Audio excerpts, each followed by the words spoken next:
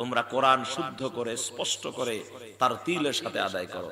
যেহেতু কোরআন হলো জালিকাল কিতাবুল লা রাইবা ফি, কোনো সন্দেহ নেই, ভুল নাই। আপনি যদি ভুল দিয়া পড়েন, সন্দেহযুক্ত পড়েন, যদি আপনি অশুদ্ধ পড়েন, তাহলে নামাজ কেমনে হবে? নামাজ হবে? সূরা ইখলাস পড়েন, কুল হুয়াল্লাহু আহাদ, হয় নাই, হবে না। কিয়ামত পর্যন্ত পড়লে হবে না।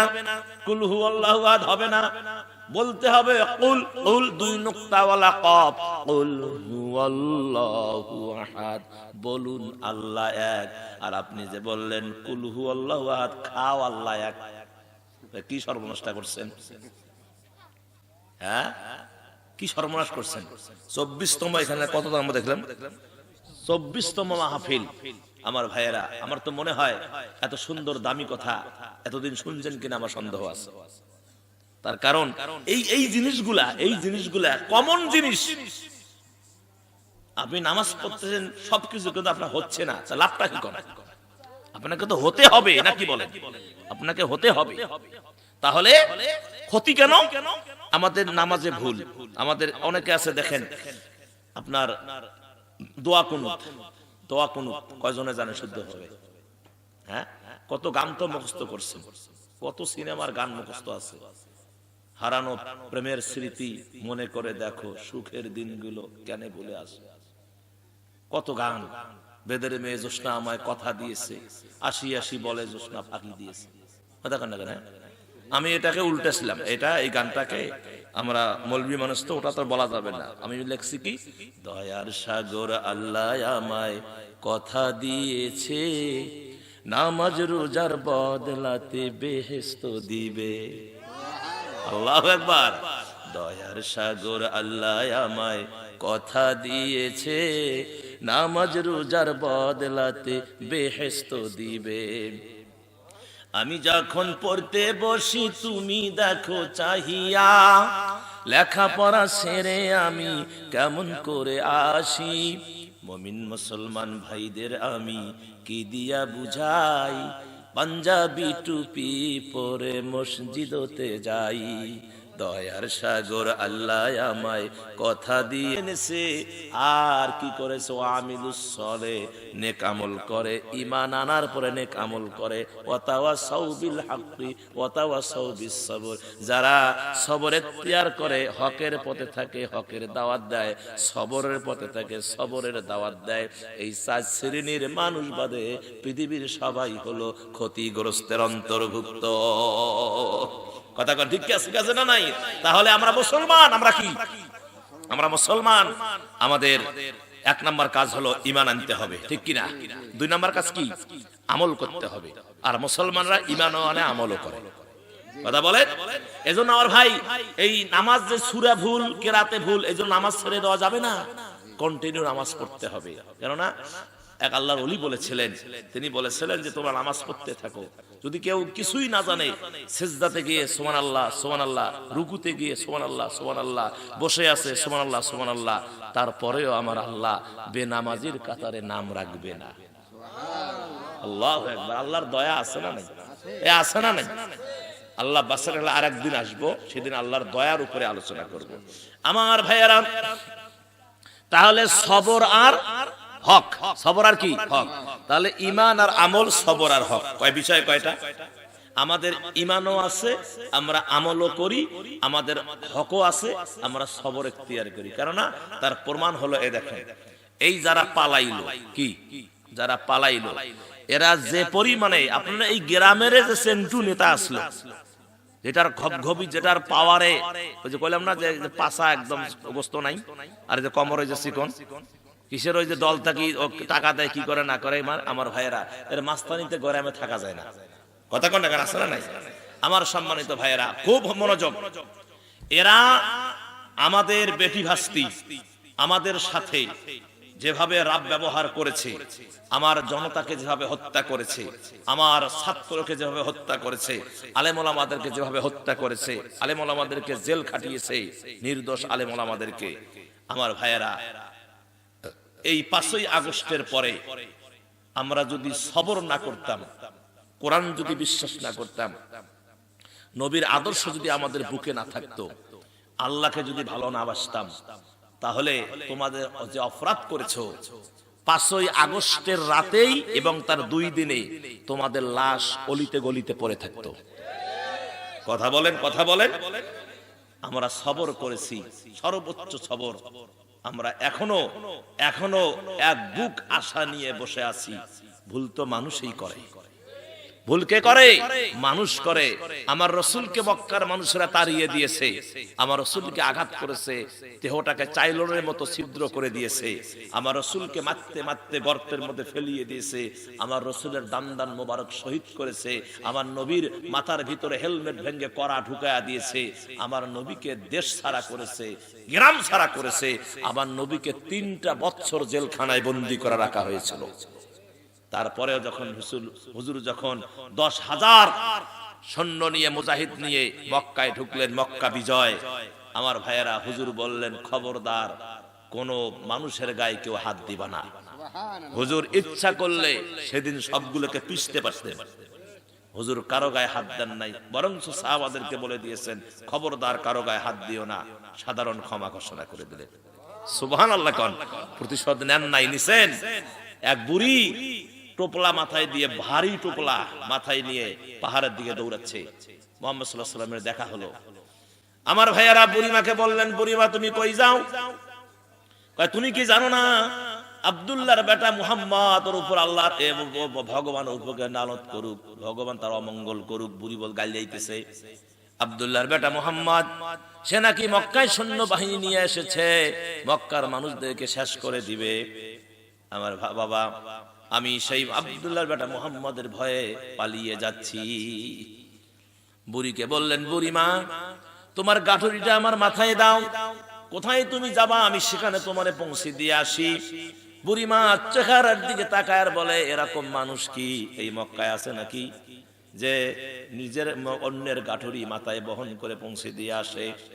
আমার নবী গাঠুরি মাথায় নিলেন, বুড়ি আগে আগে যায়, নবীজি পিছে পিছে যায়। গন্তব্যস্থানে যখন পৌঁছে গেলেন, বুড়িমার গাঠুরিটা নবীজি মাথার থেকে নেমে বুড়িমাকে দিলেন। বুড়িমা আসলের কোণা থেকে কিছু মোহর বেহের বাহির করে যুবকের হাতে দিচ্ছে, মানে আমার নবীর হাতে দিচ্ছে। আমার ভাইয়েরা, নবীজি বললেন, না আমি পারিশ্রমিক নিব না। তখন বুড়ি বললেন, এই আরবের মধ্যে এমন মানুষ আছে যে পারিশ্রমিক ছাড়া কাজ করে দেয়।